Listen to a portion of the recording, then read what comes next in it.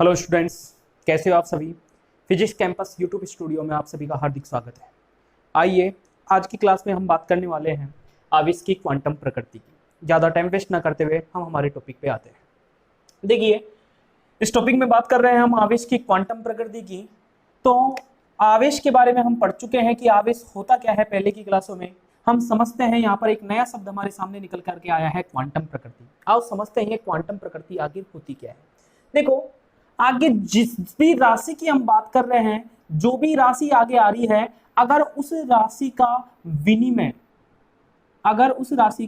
विनिमय सतत रूप से ना होकर विविक्त रूप में हो, यदि उस राशि का विनिमय सतत रूप से ना होकर विविक्त रूप में हो, तब उस राशि की जो प्रकृति होती है वह प्रकृति क्वांटम प्रकृति मानी जाती है।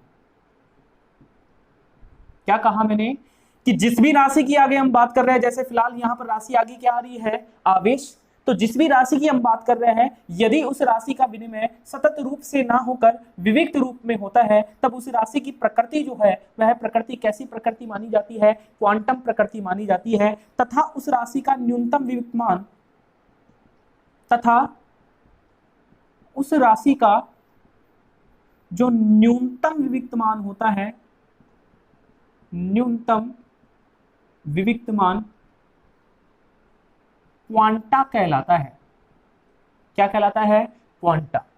तो हमने क्वांटम प्रकृति को समझा सबसे पहले कि क्वांटम प्रकृति आखिर क्या होती है। क्या समझा हमने क्वांटम प्रकृति में कि जिस भी राशि की हम बात कर रहे हैं, यदि उस राशि का विनिमय यानी आदान प्रदान सतत रूप से ना होकर कैसे रूप से हो, विविक्त रूप से हो, तब उस राशि की प्रकृति जो है वो क्वांटम प्रकृति मानी जाती है। तथा उस राशि का जो न्यूनतम विविक्तमान होता है, जो कम से कम विविक्तमान होता है, वह उस राशि का क्या कहलाता है? क्वांटा कहलाता है। क्या कहलाता है? राशि का क्वांटा।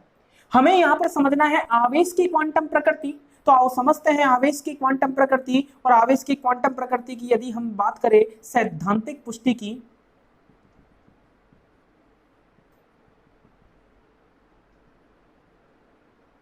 सैद्धांतिक पुष्टि से यहां तात्पर्य क्या है? सूत्रों के अनुसार हम इस आवेश की क्वांटम प्रकृति की क्या करना चाहते हैं? पुष्टि। तो अगर सूत्रों के अनुसार अगर हम पुष्टि करना चाहे, तो जो आवेश है उस आवेश की प्रकृति क्वांटम प्रकृति होती है, क्योंकि आवेश का विनिमय जो होता है वह आवेश का विनिमय इलेक्ट्रॉन के पूर्ण गुणज के रूप में होता है।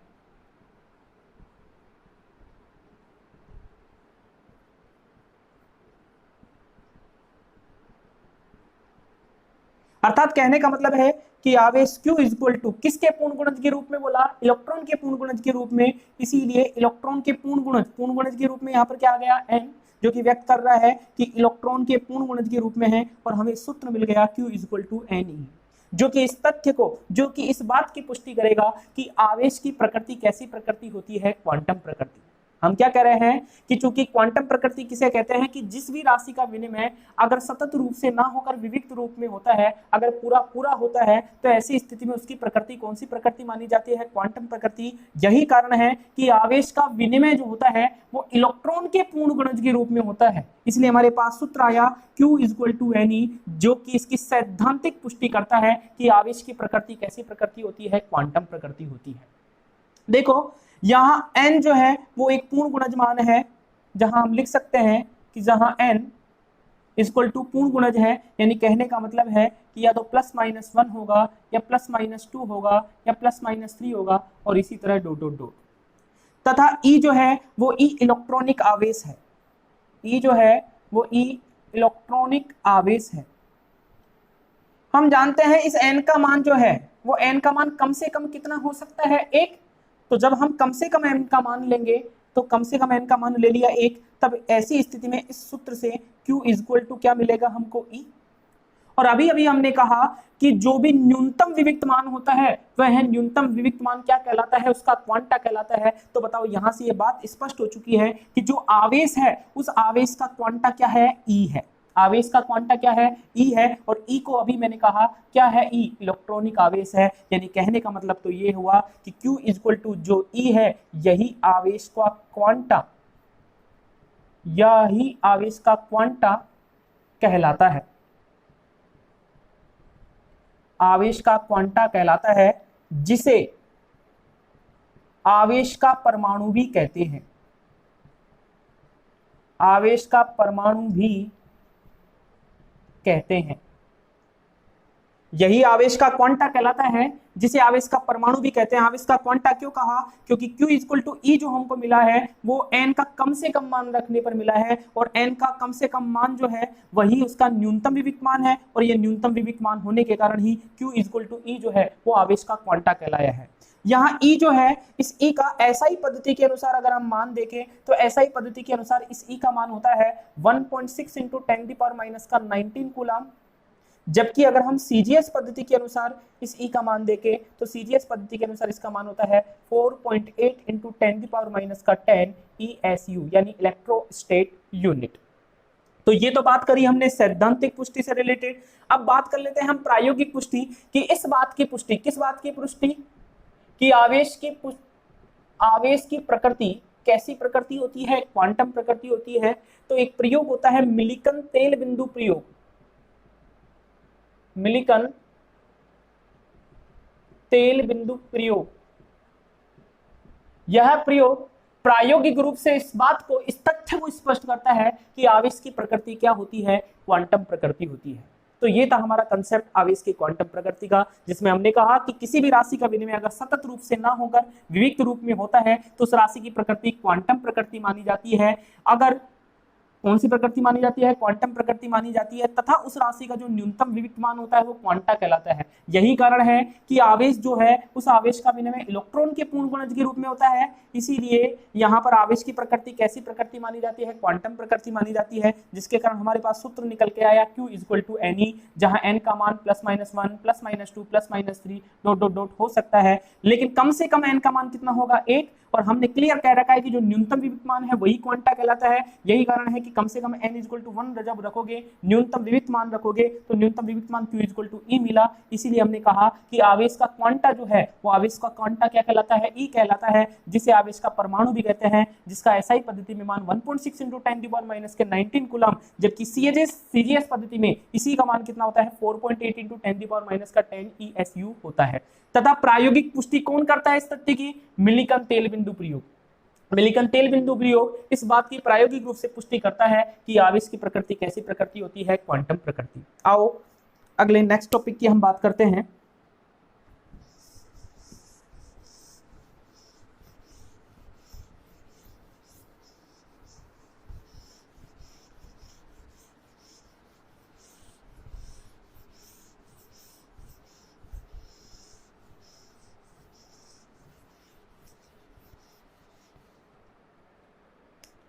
नेक्स्ट टॉपिक है हमारा क्वार्क सिद्धांत।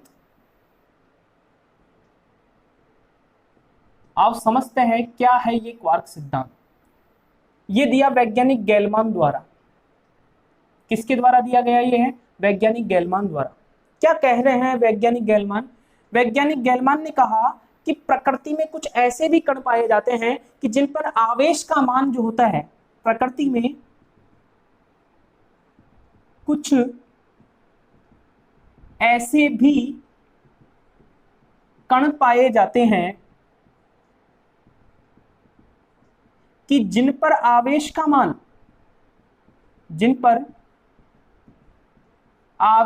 मान जो है +- का 2/3 व +- का 1/3 होता है। इन्हें ही क्वार्क कहते हैं। इन्हें ही क्वार्क कहते हैं, जो कि 6 होते हैं। टोटल कितने होते हैं? 6। कौन कौन से होते हैं देख लेते हैं। U, D, B, S, C और T। काउंट कर लो एक बार, 1 2 3 4 5 6। तो ये 6 जो है वो क्वार्क है। और क्वार्क किसे कह रहे हैं? गैलमान के अनुसार कि प्रकृति में कुछ ऐसे भी कण पाए जाते हैं कि जिन पर आवेश का मान पूरा पूरा नहीं होकर के कुछ इस प्रकार भिन्नात्मक रूप में होता है कि प्लस माइनस का 2/3 ई प्लस माइनस का 1/3 ई होता है, और उन्हें ही हम क्या कहते हैं? क्वार्क कहते हैं, जो कि संख्या में कितने होते हैं? 6। कौन कौन से? यू, डी, बी, एस, सी व टी। तो टोटल कितने हो गए? 6। साथ ही गैलमान कह रहे हैं कि प्रकृति में इलेक्ट्रॉन को छोड़कर शेष जितने भी मूल कण हैं वे सभी क्वार्क से निर्मित होते हैं।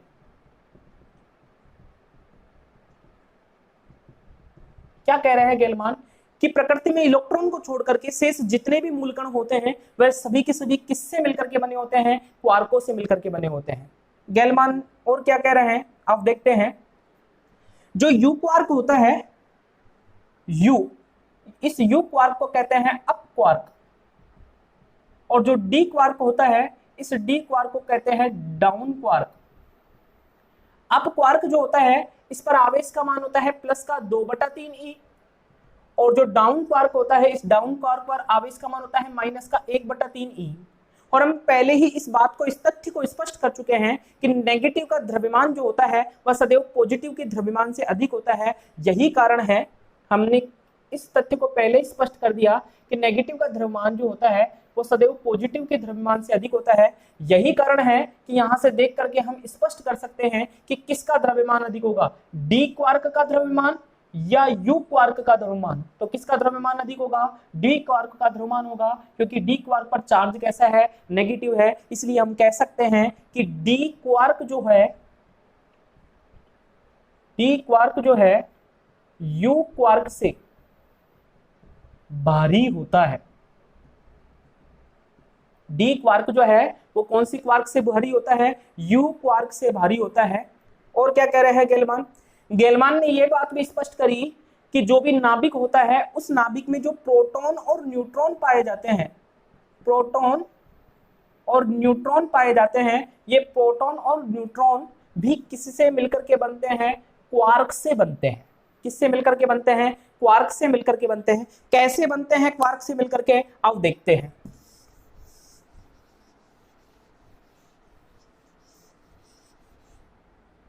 दो यू क्वार्क प्लस एक D quark, 2 you quark plus एक डी क्वार्क मिलकर के किसका निर्माण करते हैं? प्रोटॉन का। आओ चेक करते हैं कैसे प्रोटॉन का निर्माण कर रहा है ये।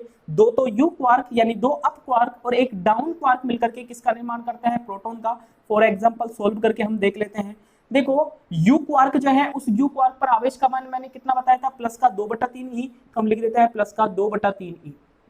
प्लस जो डी क्वार्क है, उस डी क्वार्क पर आवेश का मान कितना बताया था? माइनस का 1/3 ई। तो हम यहाँ लिख देते हैं माइनस का 1/3 ई। सोल्व कर लेते हैं इसको। देखो 2 × 2 करोगे तो कितना आ जाएगा? 4। तो ये आ जाएगा प्लस का 4/3 ई, और प्लस इंटू माइनस करोगे तो क्या आएगा? माइनस, और ये हो जाएगा माइनस का 1/3 ई। सोल्व करो, एलसीएम कितना आया? 3। यहाँ कितना आ जाएगा? 4 - 1, तो कितना हो जाएगा? 4 - 1 ई, 4e - 1e, तो कितना आ गया? 3e/3। 3 से 3 कैंसिल हुआ तो हमारे पास क्या आ गया? e। और हम जानते हैं e जो है आ रहा है वो प्लस में आ रहा है, और हम जानते हैं प्लस में आ रहा है तो ये किसका आवेश होगा? प्रोटॉन का आवेश होगा, जिससे स्पष्ट हो रहा है कि 2 यू क्वार्क और एक डी क्वार्क मिलकर के किसका निर्माण करते हैं? प्रोटॉन का। ठीक इसी प्रकार हम ये भी स्पष्ट कर सकते हैं, एग्जाम्पल नंबर 2 कि 2 डी क्वार्क, उल्टा ले ले अगर हम, 2 डी क्वार्क और एक यू क्वार्क मिलकर के न्यूट्रॉन का निर्माण करते हैं। किसका निर्माण करते हैं? न्यूट्रॉन का। कैसे न्यूट्रॉन का निर्माण कर रहे हैं? आओ सोल्व करके भी देख लेते हैं। देखो 2 तो डी क्वार्क है, और डी क्वार्क पर आवेश का मान मैंने बताया है कितना है? माइनस का 1/3 ई। तो लिख देंगे माइनस का 1/3 ई। प्लस यू क्वार्क पर आवेश का मान कितना होता है? प्लस का 2/3 ई। तो लिख देते हैं आओ प्लस का 2/3 ई। सोल्व कर लो इसको। देखो 2 × -1/3 ई करोगे तो कितना आ जाएगा? माइनस का 2/3 ई, प्लस ये हो गया 2/3 ई। 2/3 ई से 2/3 ई कैंसिल हुआ तो चार्ज कितना निकल के आ गया 0। और हम जानते हैं 0 चार्ज किस पर होता है, न्यूट्रॉन पर ही तो होता है, क्योंकि जो न्यूट्रॉन होता है वो कैसा कण होता है, एक उदासीन कण होता है, और उदासीन कण पर आवेश कितना होता है 0, जिससे स्पष्ट हो चुका है कि 2 डी क्वार्क और एक यू क्वार्क मिलकर के किसका निर्माण करते हैं, न्यूट्रॉन का निर्माण करते हैं। तो यही था हमारा क्या, क्वार्क सिद्धांत। इसी के आधार पर यहां कुछ महत्वपूर्ण नोट हम देख सकते हैं, जो पॉइंट के रूप में हम यहां देख सकते हैं। Note number first, note number first क्या कह रहा हूं मैं, कि जब भी इलेक्ट्रॉन का स्थानांतरण होता है, जब भी एक वस्तु से दूसरी वस्तु में इलेक्ट्रॉन का स्थानांतरण होता है, तब द्रव्यमान में भी परिवर्तन होता है। या तो द्रव्यमान में कमी होती है या द्रव्यमान में वृद्धि होती है, और द्रव्यमान में कमी या जो वृद्धि होती है वो कितनी होती है, आप देख लेते हैं सूत्र। द्रव्यमान में कमी या देखना चाहते हैं वृद्धि, कमी या वृद्धि, इलेक्ट्रॉन के स्थानांतरण के कारण द्रव्यमान में होने वाली कमी या वृद्धि का सूत्र होता है del m equal to n into m suffix में e, n into m suffix में e, जहां n जो है वो n तो स्थानांतरित इलेक्ट्रॉनों की संख्या है, जबकि m सफिक्स में e जो है वो इलेक्ट्रॉन का द्रव्यमान है। और हम सभी जानते हैं इलेक्ट्रॉन का द्रव्यमान जो होता है वो कितना होता है 9.1 इंटू 10⁻³ किलोग्राम, या लिख सकते हैं 0.00055 AMU, एटॉमिक मास यूनिट, परमाणु द्रव्यमान मात्रक के रूप में।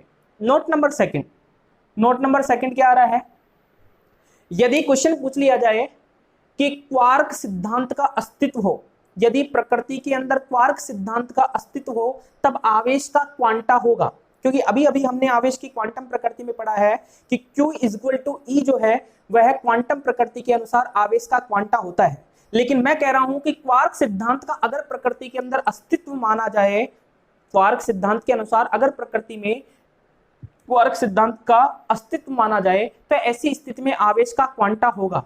तो हम जानते हैं कि यहाँ न्यूनतम मान जो है, क्वार्क सिद्धांत कहता है कि आवेश का मान या तो प्लस माइनस का 2/3 ई होगा या प्लस माइनस का 1/3 ई होगा।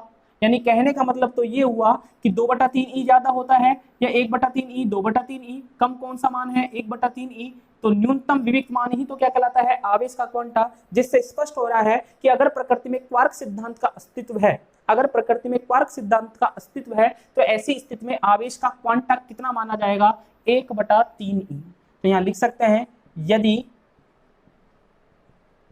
क्वार्क सिद्धांत का प्रकृति में अस्तित्व हो, तब Q इक्वल टू 1/3 ई आवेश का क्वांटा होगा। अस्तित्व से मेरा कहने का मतलब क्या है, देखो आवेश की क्वांटम प्रकृति जो है वो क्वांटम प्रकृति तो कहती है कि आवेश का पूरा पूरा मान आएगा, पूरा पूरा मान, यानी घर्षण वैद्युत में भी हम पढ़ चुके हैं कि जब भी दो पदार्थों के मध्य में घर्षण कराया जाएगा तो 1 इलेक्ट्रॉन जाएगा या 2 इलेक्ट्रॉन जाएगा या 4 इलेक्ट्रॉन जाएगा या 5 इलेक्ट्रॉन जाएंगे, यानी पूरे पूरे इलेक्ट्रॉन स्थानांतरित होते हैं। ऐसे स्थानांतरित नहीं होने थे कि 1.5 इलेक्ट्रॉन चला गया या 2.5 इलेक्ट्रॉन चला गया या 3.5 इलेक्ट्रॉन चला गया। क्या ऐसे इलेक्ट्रॉन जाते हैं क्या, बिल्कुल नहीं। तो यही तो कह रहा है कि क्वार्क सिद्धांत तो ये कह रहा है, इसका कहने का मतलब तो ये है कि 1/3 इलेक्ट्रॉन जाएगा, 2/3 इलेक्ट्रॉन जाएगा। तो इलेक्ट्रॉन कभी भी इस प्रकार विभाजन के रूप में नहीं जाते हैं, इलेक्ट्रॉन सदैव एक पूर्णांक रूप में जाते हैं, पूरे पूरे जाते हैं। कभी भी एक वस्तु से दूसरे वस्तु में स्थानांतरित होते हैं, या तो एक ही होंगे या पूरे पूरे 2 ही होंगे या पूरे पूरे 3 ही होंगे। इसीलिए क्वार्क सिद्धांत का प्रकृति में अस्तित्व नहीं माना जाता, क्योंकि इसके अनुसार तो आवेश का क्वांटा क्या होता है, 1/3 ई। फिर भी हम सोच रहे हैं कि अगर अस्तित्व माना जाए तब ऐसी स्थिति में क्वार्क सिद्धांत के अनुसार क्वांटा कितना होगा। तो क्वार्क सिद्धांत के अनुसार आवेश का क्वांटा कितना होना चाहिए, Q इक्वल टू 1/3 ई होना चाहिए। अब कुछ क्वेश्चंस देख लेते हैं हम। देखिए पढ़े हुए क्वेश्चन पर, पढ़े हुए टॉपिक पर ये कुछ क्वेश्चंस है, आओ देखते हैं इन क्वेश्चंस को। क्वेश्चन नंबर फर्स्ट, कितने इलेक्ट्रॉन मिलकर के 1 कूलाम आवेश बना सकते हैं। यानी कहने का मतलब है हमको चार्ज का मान दिया हुआ है कि चार्ज Q इक्वल टू कितना है, 1 कूलाम है। और कितने इलेक्ट्रॉन मिलकर, क्वेश्चन को पढ़ो, 1 कूलाम आवेश बनाते हैं। यानी किसका मान पूछ रहा है, ये n का मान पूछ रहा है कि 1 कूलाम आवेश को बनाने के लिए कितने इलेक्ट्रॉनों की आवश्यकता है। तो अभी अभी हमने सूत्र पढ़ा था Q इक्वल टू Ne। तो देखो Q का मान तो इसमें दिया हुआ ही है, n का मान ज्ञात करवाना चाह रहा है हमसे, तो E को LHS की ओर लेकर के आएंगे, तो n इक्वल टू हो जाएगा Q अपॉन E। मान रख देते हैं, n इक्वल टू Q का मान कितना दे रहा है, ये 1 कूलाम, तो हमने लिख दिया 1 कूलाम। और E जो होता है वो इलेक्ट्रॉनिक आवेश होता है, और हम पढ़ चुके हैं कि इस इलेक्ट्रॉनिक आवेश का मान कितना होता है, 1.6 इंटू 10⁻⁻⁹ कूलाम। देखो कूलाम से कूलाम कैंसिल हो चुका है, मात्रक से मात्रक, तो ऐसी स्थिति में n का मान जब इसको सोल्व करोगे तो ये हो जाएगा 6.25 इंटू 10⁻18 इलेक्ट्रॉन। यानी कहने का मतलब है कि 6 गुणा 6.10⁻25 गुणा 10⁻18 इलेक्ट्रॉन मिलकर के कितना आवेश बनाते हैं, 1 कूलाम आवेश। तो ये डायरेक्ट भी तुमको याद होना चाहिए कि 1 कूलाम आवेश के लिए कितने इलेक्ट्रॉन स्थानांतरित करने होंगे या कितने इलेक्ट्रॉनों की आवश्यकता होगी, 6.25 इंटू 10⁻18 इलेक्ट्रॉनों की क्या होगी, यहाँ पर आवश्यकता होगी। क्वेश्चन नंबर सेकंड देखते हैं। क्वेश्चन नंबर सेकंड कह रहा है कि यदि कोई पिंड 15 इलेक्ट्रॉन प्राप्त करता है, सपोज दैट ये कोई पिंड है और ये पिंड जो है वो इलेक्ट्रॉनों को प्राप्त कर रहा है। इलेक्ट्रॉन क्या कर रहा है, ये प्राप्त कर रहा है। कितने इलेक्ट्रॉन प्राप्त कर रहा है, n इक्वल टू 15 इलेक्ट्रॉनों को ये प्राप्त कर रहा है। तो उस पर आवेश का मान ज्ञात कीजिए। आवेश का मान हम जानते हैं Q इक्वल टू क्या सूत्र होता है, n ही, तो Q इक्वल टू n ही, तो Q इक्वल टू n का मान तो कितना दे रहा है, ये 15 इलेक्ट्रॉन, तो 15 मान हो गया n का। तो E का मान देखिए, तो E का मान अभी बताया था मैंने, कितना होता है 1.6 इंटू 10⁻⁻⁹ कूलाम, तो मल्टीप्लाई कर दो 1.6 इंटू 10⁻⁻⁹ कूलाम। सोल्व करोगे तो ये हो जाएगा Q equal to 24 into 10⁻⁻⁹ coulomb. तो ये तो चार्ज निकल के आ गया। तो ये कह रहा है 15 इलेक्ट्रॉन प्राप्त करता है, तो उस पर आवेश का मान कितना होगा, तो आवेश का मान कितना निकल के आ गया, 24 इंटू 10⁻⁻⁹ कूलाम होगा। साथ ही ये पूछ रहा है कि द्रव्यमान में वृद्धि होगी या कमी होगी, और अगर वृद्धि हो रही है तो कितनी हो रही है, कमी हो रही है तो कितनी कमी हो रही है। तो पहले देखो ये इलेक्ट्रॉनों को ग्रहण कर रहा है या त्याग रहा है, तो क्वेश्चन को पढ़ने पे पता लगा कि ये जो है वो इलेक्ट्रॉनों को क्या कर रहा है, ग्रहण कर रहा है। और हम जानते हैं कोई भी वस्तु जब इलेक्ट्रॉन को ग्रहण करती है तो वो कैसी होती है, ऋणावेशित होती है, और ऋणावेशित वस्तु के द्रव्यमान में सदैव वृद्धि होती है, कभी भी कमी नहीं होती है। तो यहाँ पर ये वस्तु जो है वो इलेक्ट्रॉनों को ग्रहण करेगी, इसलिए वो नेगेटिव होगी, और नेगेटिव वस्तु के द्रव्यमान में क्या होती है, सदैव कमी होती है। अब चाहे कमी हो चाहे वृद्धि हो, उसका सूत्र भी मैंने अभी अभी तुमको बताया था, क्या होता है, डेल सफिक्स में m, del m equal to n into m suffix में e। तो सोल्व कर लेते हैं, डेल m इक्वल टू कितने इलेक्ट्रॉन ग्रहण कर रहा है, ये 15 इलेक्ट्रॉन, तो यहाँ लिख दिया हमने 15, और m सफिक्स में e का मान भी अभी मैंने बताया था कि इलेक्ट्रॉन के द्रव्यमान का मान होता है 9.1 इंटू 10⁻⁻31 किलोग्राम, तो मल्टीप्लाई कर देंगे 9.1 इंटू 10⁻⁻31 किलोग्राम, तो ये आंसर निकल के आ जाएगा कि इसके इतने द्रव्यमान में क्या निकल की होगी, है वृद्धि। तो जब ये 15 इलेक्ट्रॉन ग्रहण करेगा तब इसके द्रव्यमान में होने वाली वृद्धि का मान कितना होगा, 15 इंटू 9.1 इंटू 10⁻⁻31 किलोग्राम।